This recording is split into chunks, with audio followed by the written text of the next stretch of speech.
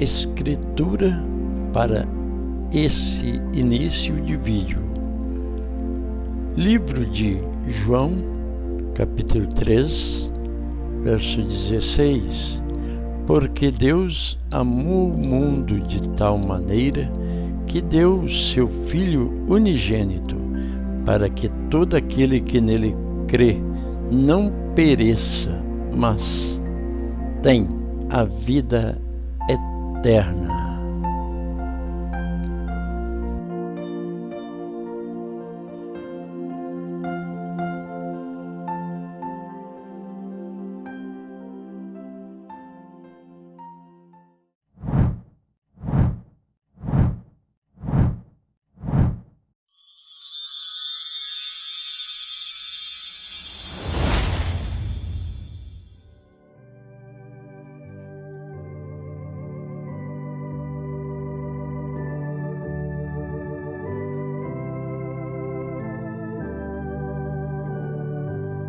Amados e preciosos ouvintes, entrar nós aqui na presença do Deus Altíssimo e podermos expressar, por nos considerar um povo de Deus Altíssimo, Senhor, ao qual libertou-nos da escravidão.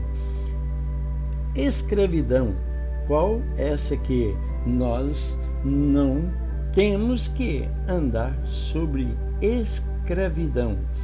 Por qual motivo?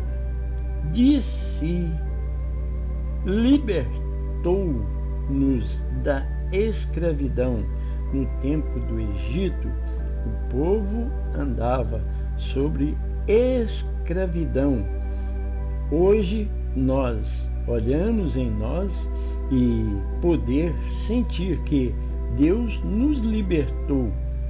Somos libertos. Quem está em Cristo? Muito bem, vamos ler uma escritura aqui em Levíticos capítulo 25. E nós queremos dar início no versículo 12, o qual nos diz: E andarei no meio de vós, e eu vos serei por Deus, e vós me sereis por povo. Quão maravilhoso é poder sentir que somos povo de Deus através da palavra de Deus, que na qual aqui no versículo 12, aqui o Senhor nos confirma: e andareis no meio de vós, e eu vos serei por Deus, e vós me sereis por povo. Agora, seguindo aqui no versículo 13, eu sou o Senhor vosso Deus, aleluias, que vos tirei da terra do Egito, oh glória a Deus, nos libertou, tirando-nos da terra do Egito, nos dando aquela libertação para nós. Louvado seja Deus, para que não fosseis seus escravos, e quebrei os tilhões do vosso jugo, e vos fiz andar direitos. Amados irmãos, é muito precioso a gente poder se maravilhar em Deus pela palavra, porque Deus, Ele nos dá o direito de sermos libertos, assim como Ele libertou aquele povo que estava na escravidão no Egito. Hoje, Pai, nós podemos considerar que somos libertos por Tua palavra, que a nós nos é dada, e por isso, Senhor, te louvamos, te glorificamos, te rendemos graças e pedimos a ti, meu Deus, as tuas bênçãos em nosso favor, que o Senhor possa vir nos ajudar, nos abençoando, Pai, com a muitíssima graça da tua palavra, Pai, a qual foi lida aqui no livro de Levíticos, capítulo 25, essa libertação na qual o Senhor libertou, Pai, e nós não devemos andar sob escravidão de forma alguma, em escravidão não, porque nós temos um Deus que nos libertou, nos tirou das garras de Satanás, nos tirou do sistema que prende, e a águia não se vive em gaiola. Por isso, Pai bendito, Pai amado, é que te agradecemos e te louvamos a ti, Pai bendito. Muito obrigado, Pai. Iremos aqui ouvir a ministração da tua palavra que vai ser pregada, Pai. Que o Senhor usa teu Filho no nome do Senhor Jesus. Muito obrigado, meu Deus, por mais esta oportunidade. Amém e amém, Jesus. Muito bom dia, que Deus, nosso Pai Celestial, abençoe a todos no glorioso nome do Senhor Jesus Cristo. Bom, na última programação nós falamos sobre a omissão e entramos um pouquinho na presunção. Então, a omissão é deixar de fazer aquilo que deve fazer. E, às vezes, por esquecimento, por negligência ou mesmo por intenção. Demos alguns exemplos, falamos um pouquinho também sobre a presunção. E dou o exemplo do sinaleiro. Você pode estar errado por omissão e também por presunção. A omissão seria o sinal abrir, você não avançar. A lei diz que você deve ir, liberar o trânsito. Então você é um infrator. E a presunção é quando o sinal está fechado, você chega e passa com o sinal fechado. Mas então as duas coisas estão erradas, todas estão passivas à correção. E falamos um pouquinho sobre as pessoas às vezes dizerem sobre ouvir a voz de Deus. E para a pessoa às vezes falamos sobre parecer um ser brilhante, misterioso, para falar para você. Isso é muito perigoso, porque Paulo já nos advertiu a respeito disso, mesmo se um anjo descer do céu. Então, a parte o que é mais seguro mesmo, com segurança, eu posso vos dizer isso, é ficar com o que está escrito, porque é a palavra de Deus. É a palavra de Deus, não é a palavra de um ser que aparece aí e diz que Deus falou com ele para falar para você. Eu tenho uma palavra de Deus para você. Eu tenho isso de Deus, virou muito comum. E de Deus não é comum assim não, já desconfia disso. Pessoas todas envolvidas em tudo quanto é confusão e Deus está lá todo dia falando com ela. E ela nunca corrige a si mesma. Observe os fatos. Quer dizer, a pessoa, um pastor vive em adultério, vive em uma vida promíscua, não cumpre a palavra de Deus, não é aquilo que ele tem que ser, portanto ele é omisso no seu ministério. E aí ele cria lá suas doutrinas e as pessoas ficam babando em cima daquilo, porque falou em línguas, porque teve uma visão, porque... Cuidado com esses dons. Se estiver fora da palavra, olha, fique com a palavra. Vamos um pouquinho a respeito da heresia. Bom, a palavra é a voz de Deus. Deus não vai mudar ela se ele vier hoje aqui, como Paulo disse. Se Paulo ressuscitasse aqui, fosse pregar, ele ia pregar a mesma coisa que ele escreveu nas suas cartas. Porque se ele disse assim, se eu mesmo vier e pregar um outro evangelho além do que eu vos preguei, também é anátema. Se um anjo vier e pregar, parecer um anjo desceu do céu e apareceu na sua frente, e você trazer outra coisa que é contrária à palavra, descarta porque é anátema. Porque é a palavra que vivifica. Em João capítulo 3, verso 29, Jesus disse assim: O espírito é o que vivifica. A carne para nada aproveita. As palavras que eu vos disse são espírito e vida. Você quer ter o espírito, ter a vida? Então o que você tem que fazer? É simples demais, gente. Não tem que complicar. É muito simples. O espírito é o que vivifica, a carne para nada aproveita. As palavras que eu vos disse são espírito e vida. Pronto, se você ficar com a palavra e obedecer a palavra, você tem o espírito e a vida. Creia nela e restante é em segundo, terceiro, descarta, em termos de vida eterna. Então a gente não pode demorar muito aqui, devido ao fato de nós termos outras escrituras para chegarmos ao ponto de dizer que a heresia é justamente aumentar ou tirar coisas da palavra para agradar o seu próprio ego e agradar aquelas pessoas que gostam, né?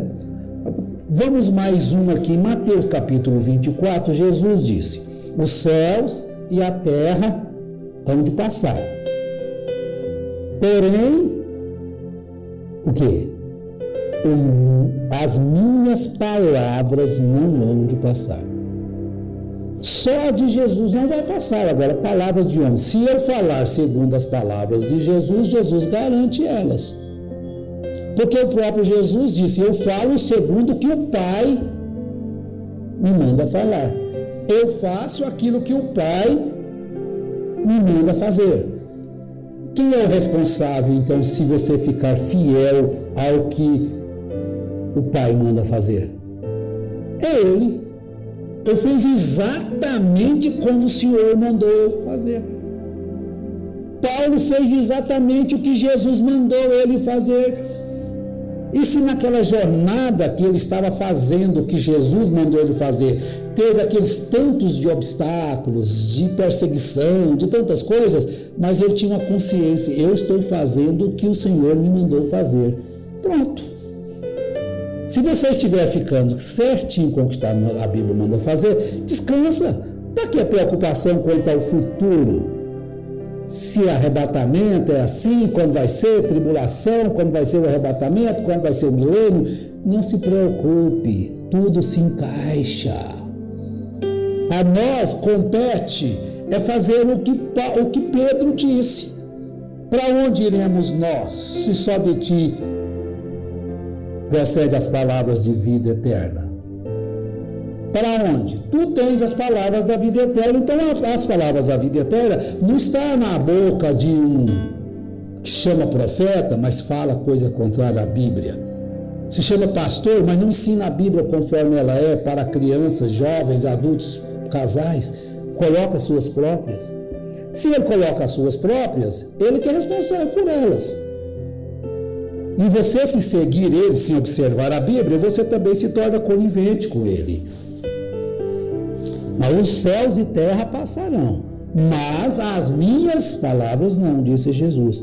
Porque a palavra é o Espírito e vida. Isso é suficiente? Ou nós precisamos de ficar arrumando mais coisas? A pregação do Evangelho é muito simples, meus amigos, meus irmãos, companheiros. Olha, Jesus disse em João 8, verso 51, em verdade vos digo, que se alguém guardar a minha palavra, nunca verá a morte. Porque antes ele tinha dito: eu não busco a minha glória, há quem a busque e julgue. Mas eu não busco, também não busco minha glória. Eu não tenho que ser um catedrático, um formado em teologias, em isso, aquilo, enfim. Não. Em relação à vida, é muito simples a pregação do Evangelho. Mas quando começam a arrumar coisas, aí a coisa fica complicada. Exatamente isto é o que fazem muitos líderes para formar um evangelho separado daquele da Bíblia ensina. Então vamos lá. Vamos à heresia da qual nós propomos falar. As pessoas, nós ficamos por muito tempo nisto. O pastor é o marido espiritual da igreja. Isso é verdade? Ou isso aí é uma criação da mente humana? O que eles estão fazendo com Cristo? Jogando Jesus aonde?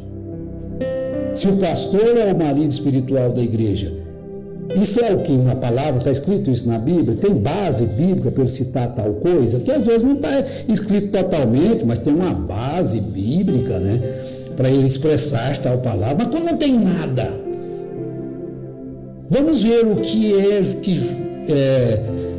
está escrito a respeito desta questão. Em João capítulo 3, verso 4. Ou melhor, capítulo 3, verso 25 a seguir. É um testemunho de João Batista. Houve então uma questão entre os discípulos de João e um judeu acerca da purificação. E foram ter com João e disseram-lhe: Rabi, aquele que estava contigo além do Jordão, do qual tu destes testemunho, ele o batizando, e todos vão ter com ele. Aí, se fosse João, um presunçoso, ele diria: não, vocês têm que ficar comigo. Vocês têm que ficar comigo. Eu que sou o mensageiro, eu que fiz precursei a sua primeira vinda, eu sou o precursor, então eu que mostrei-vos o caminho. Vocês têm que ficar comigo. Afinal de contas, eu sou o marido espiritual da igreja. João não falou isso, não. Então João respondeu e disse: o homem não pode receber coisa alguma se lhe não for dada do céu.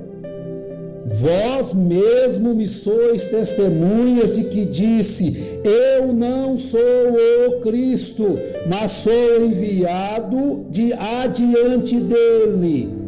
Agora, um mensageiro que diz que é o precursor de segunda vinda, diz que ele é o Cristo, que ele é o Elohim. Então, esse mensageiro é falso, porque João disse que ele não era o Cristo. Aí, completando, ele diz: aquele que tem a esposa é o esposo. Seria uma coisa esquisita, né? O amigo do esposo que vai ter a esposa? Isso não cabe, gente. Analisa. Não é difícil de você compreender. Aquele que tem a esposa é o esposo, mas o amigo do esposo, que ele assiste e o ouve, alegra-se muito com a voz do esposo. Assim, pois, já este meu gozo está completo. Pronto. O que eu queria era isso, é que vocês fossem a Cristo e não se apegassem a mim. Olha só. João não era um operador de milagres, porque os milagres enganam, convence. Mateus 7, falam milagres, maravilhas e tantas coisas, e Jesus não os conhece. Não engane-se com isso, gente. Fuja destas coisas, fique com a palavra. A gente não vai cansar de falar isso. Então é necessário que Cristo, que Ele cresça e que eu diminua, porque aquele que vem de cima é sobre todos, aquele que vem da terra é da terra e fala da terra, aquele que vem do céu é sobre todos, e aquilo que ele viu e ouviu, isso testifica. Olha, então nasceu aqui da terra, não tem ninguém maior do que o outro, né? Mas Jesus veio do céu, diretamente ao ventre de Maria, um óvulo fertilizado. Isto exatamente. Então agora, finalizando, nós vamos já lá para Apocalipse.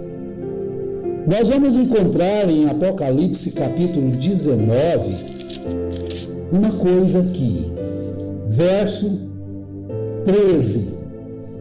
E estava vestido de uma veste salpicada de sangue, e o nome pelo qual se chama é a palavra de Deus. E seguiam-no os exércitos no céu em cavalos brancos e vestidos de linho fino, branco e puro. E da sua boca saiu uma aguda espada para ferir com ela as nações, e ele as regerá com vara de ferro, e ele mesmo é o que pisa o lagar do vinho do furor e da ira de Deus, do Deus Todo-Poderoso. E no vestido e na sua coxa tem escrito este nome: Rei dos Reis e Senhor dos Senhores. Como pode alguém infame dizer que o novo nome de Jesus é William Branham? Gente, isso é mais fraco do que, não sei nem dizer, nem sombra, nem nada. Pessoas não acreditam nisso? Olha, mas o sangue, a sua veste estava salpicada de sangue, pelo qual se chama a palavra de Deus. Então, quando a pessoa inventa uma coisa dessa, o pastor, marido espiritual da igreja, ele está incorrendo justamente aqui, Apocalipse capítulo 22.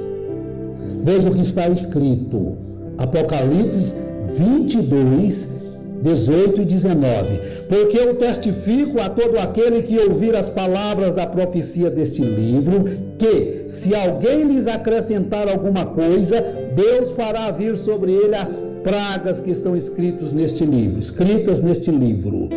E se alguém tirar quaisquer palavras do livro dessa profecia, Deus tirará a sua parte da árvore da vida e da cidade santa que estão escritas neste livro. Então, se ele acrescentou o pastor, o marido espiritual da igreja, ele descartou o Cristo, né? Porque quem tem o esposo, quem tem a esposa, é o esposo. O amigo do esposo pode se alegrar também ao ouvir a voz do esposo, mas ele não tem a esposa. Quem tem a igreja é Cristo. Quem tem a esposa é o esposo. O resto é heresia, é mentira. Meus irmãos, às vezes é pesado a gente falar isso, mas é necessário. Deus abençoe vocês. Deus ilumine cada dia mais, que Ele abra os vossos entendimentos para compreender as Escrituras. Em nome do Senhor Jesus Cristo, aquilo que Ele fez com os apóstolos, então abriu-nos entendimento para conhecer as Escrituras, que os entendimentos sejam abertos. Isso é muito maior do que ressuscitar mortos, seu entendimento ser aberto, curar enfermo, abrir olhos de cegos. Deus vos abençoe em nome de Jesus Cristo. Amém.